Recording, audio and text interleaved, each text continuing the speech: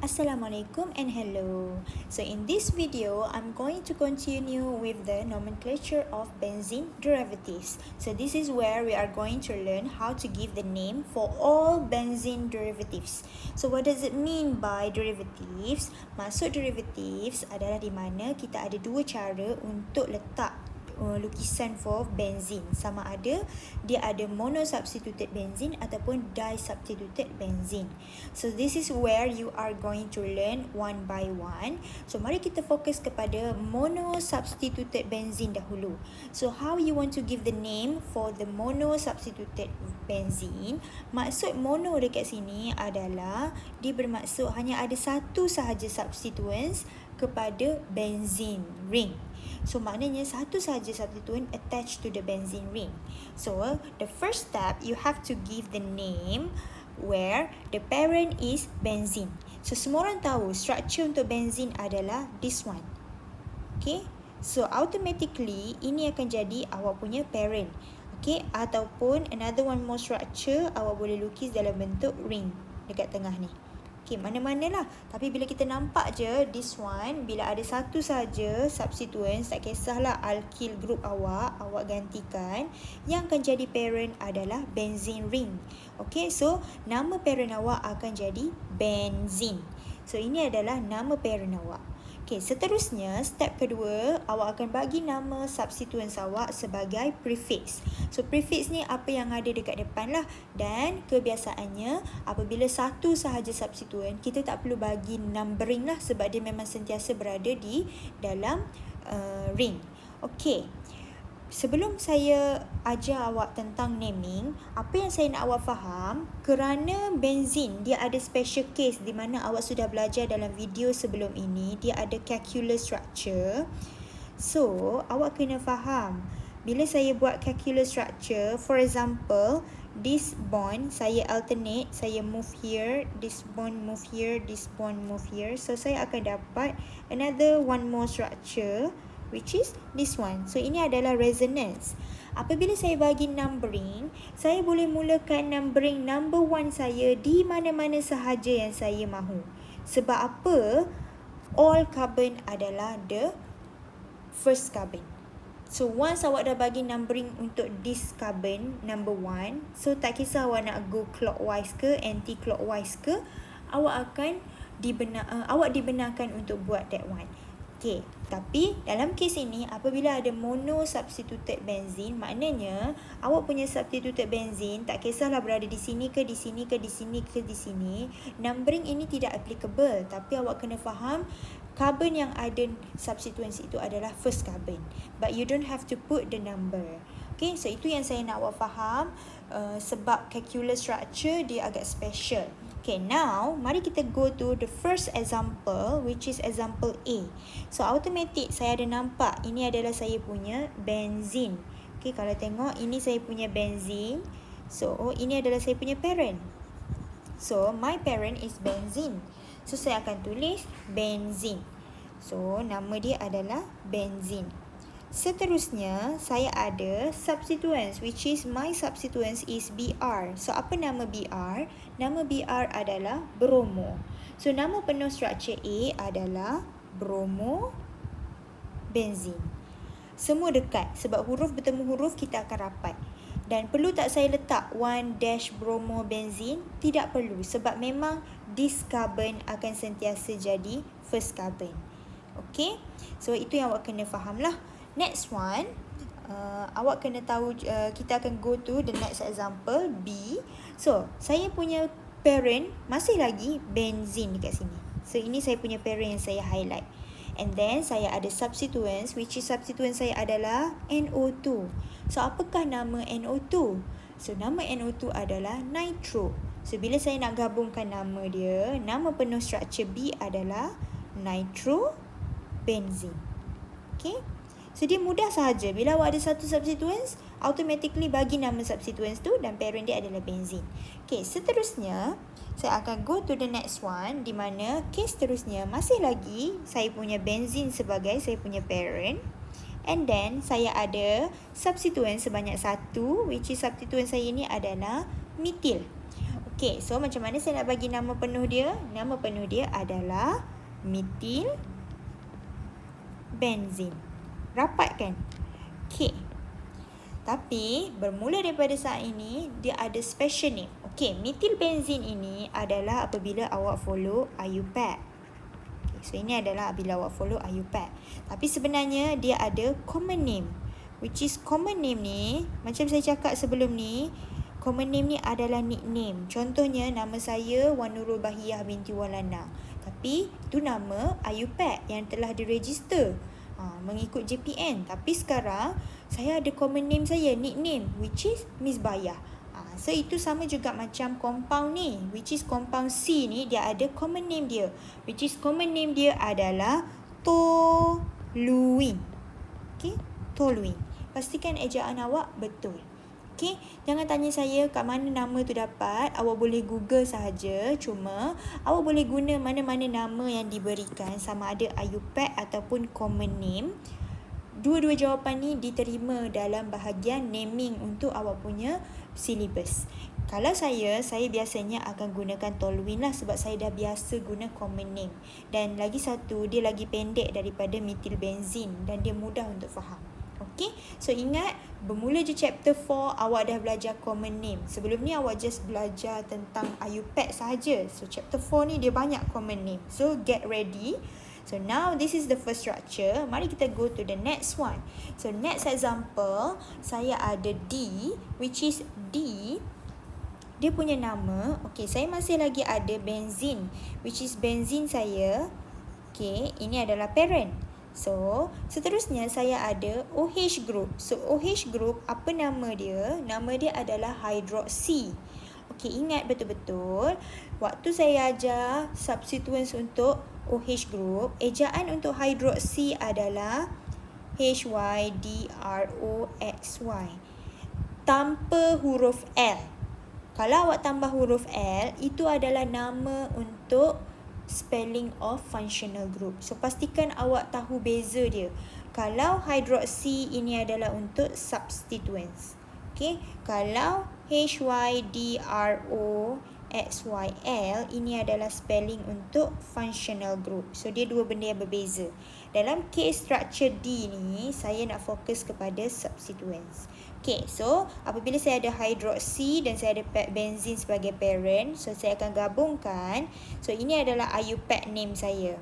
So IUPAC name saya adalah hydroxy benzene. Okay, dan sekarang dia ada juga common name. Saya gunakan short form CN. So common name dia adalah phenol. Okay, so ini adalah common name dia. So ingat, selain saya sebut hydroxy benzene, saya juga boleh sebut dia sebagai phenol. Benda yang sama. Okay, kita go to E pula. So untuk E, another form saya boleh bagi, which is saya boleh lukis dalam bentuk macam ni juga ya. Awak boleh nampak di mana benzene ring attach kepada COOH. So ini adalah another form di mana kalau saya open saya punya COOH ni, saya akan dapat double bond O, single bond OH. Tapi kalau saya lukis macam ni pun dia merujuk kepada struktur yang sama. Okay, how to give the name for this one?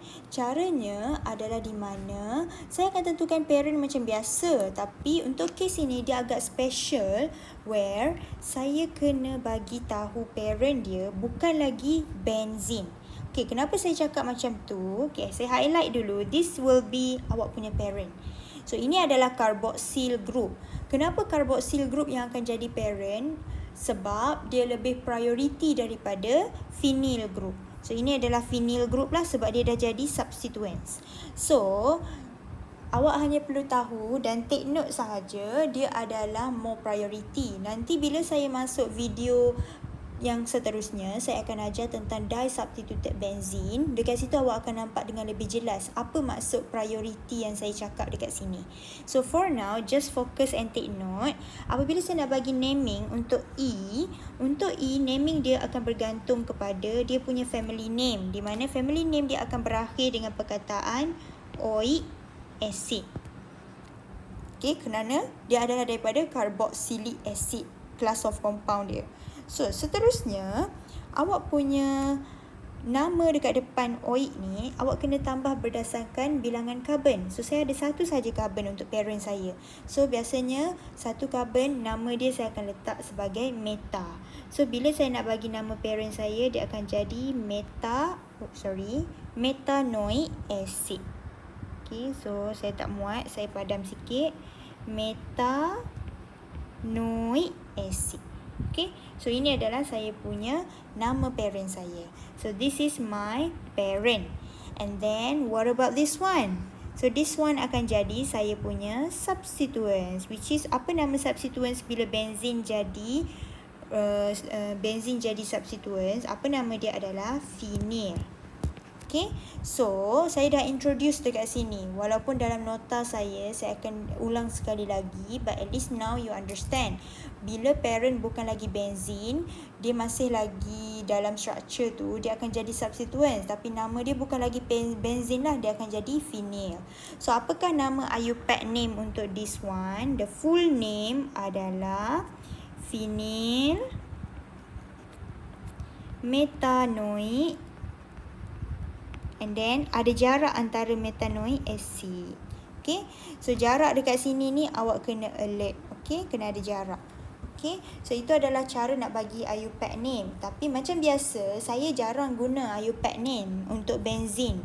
So saya benzin derivatives ni saya jarang guna. Saya akan gunakan common name. So common name saya adalah untuk this part, which is nama common name dia adalah benzoic acid. Okay, yang ini yang saya selalu akan guna. So, ingatlah, bila saya sebut benzoic acid, awak kena faham benzin ada COOH. Okay, like this structure or this one. Okay, so itu adalah cara nak bagi naming untuk E. Kita go to F juga. Sekarang F, case dia sama macam E sebab dia lebih special. Dia ada special case kat sini. Parent awak bukan lagi... Kalau awak bahagikan awak punya structure, kalau ada yang tak faham, contohnya saya bahagikan dua structure ni, saya akan ada benzene ring dengan saya punya carbonyl group. So, antara carbonyl group dengan benzene ring, yang mana yang lebih priority? Yang lebih priority adalah carbonyl group. So, maknanya saya punya parent adalah carbonyl group, di mana saya punya parent sekarang hanya ada satu saja karbon. So, ini adalah saya punya parent. Okay. So, what is the name of my parent? My parent, carbonyl saya adalah di mana saya ada C double bond O bonded kepada H. Bukan alkyl group, tapi hydrogen atom. So, automatic, kita ada dua carbonyl compounds, which is yang pertama adalah aldehyde dan yang kedua adalah ketone. So, kalau aldehyde, dia attach kepada hydrogen. Kalau ketone, dia attach kepada alkyl group. So, case ini, dia attach kepada hydrogen. Automatically, kita kena derive family name daripada aldehyde. So, bila saya ada satu sahaja carbon, so nama dia adalah metanal. Okay, family name untuk aldehyde, dia akan berakhir dengan huruf AL dekat hujung. So, ini adalah family name untuk aldehyde. So, bila saya ada satu je carbon, saya akan dapat nama dia metanal. Okay, and then next one, saya punya this one, ring saya untuk benzene ring sudah jadi substituents. Dan masih lagi case yang macam tadi untuk huruf E, nama dia akan jadi phenyl. Okay, so dia dah jadi substituents. So bila saya gabung, saya akan letak substituents dulu dekat depan. So nama dia adalah phenyl metanal. So ini adalah saya punya IUPAC name. Okay, dan sekarang saya lebih prefer guna common name, which is common name dia apa? Common name dia adalah benzaldehyde. Okay, so ini adalah common name dia. So, cara untuk lukis another form for F, awak boleh juga lukis like this. Okay, saya lukis ring dekat dalam. And then pick mana-mana carbon. Saya akan tulis sebagai CHO. Okay, so ini adalah another form. Jangan tulis sebagai COH. COH, kalau like this one, saya ada COH. Ini bukan aldehyde. Okay, ini bukan aldehyde. Kena faham, ini adalah benda lain. Okay, this one sahaja form yang saya terima apabila saya tak buka C double bond OH ni, saya akan tulis dalam bentuk this one. So, masih lagi konsep yang sama. CHO ni adalah saya punya parent. Okay, so itu adalah special case. Dan now, kita kembali semula kepada cara normal tadi. Saya ada last example for monosubstituted benzene, which is saya ada G di mana saya punya structure, saya ada amino dengan benzene ring. Siapa yang lebih priority, saya akan letak benzene ring lah. So, benzene ring ini adalah saya punya parent sekarang. Kita balik semula kepada normal. So, nama parent saya apabila benzene ring yang jadi parent, dia akan kekal sebagai benzene. Dan saya ada NH2 dekat sini. So, NH2 ni adalah namanya amino. So, nama penuh IUPAC name dia adalah amino benzene. Okay, so ini adalah IUPAC name saya. Okay, dan sekarang macam biasa, dia ada common name juga, which is common name dia adalah aniline. Okay, aniline. Dan sebenarnya awak pernah dengar aniline ni waktu chapter 1 dulu. Okay, so itu sahaja untuk video for monosubstituted benzene. Saya harap awak faham dan awak alert dengan apa-apa pertambahan yang saya mention. Dan pastikan you understand that apa-apa monosubstituted benzene, saya harap awak boleh hafal common name. Okay, hafal common name.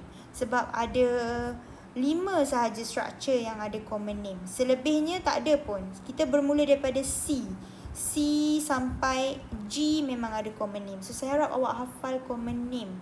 Cuma, dalam masa yang sama, kalau nak hafal, boleh je hafal juga IUPAC name. Okay, cuma kadang-kadang memang selalunya saya akan gunakan dalam latihan adalah common name. So, itu sahaja untuk video kali ini. Next video, saya akan sambung untuk disubstituted benzene. That's all from me. Thank you.